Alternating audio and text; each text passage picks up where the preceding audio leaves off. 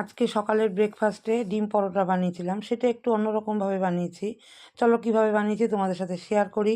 প্রথমে আমি তো একটা সেদ্ধ আলুকে গ্রেট করে নিয়েছি, গাজরটাও গ্রেট করে নিয়েছি, সাথে ক্যাপসিকাম, পেঁয়াজ আর কাঁচা লঙ্কা এটা একদম কিমা করে কেটে নিয়েছি। নিয়ে তারপরে একটা বাটিতে আমি দুটো ডিম ফেটিয়ে নিয়েছি নুন দিয়ে। আর একটা বাটিতে আমি এক বাটি ময়দা নিয়েছি, তার সাথে এই সবজিগুলো দিয়েছি।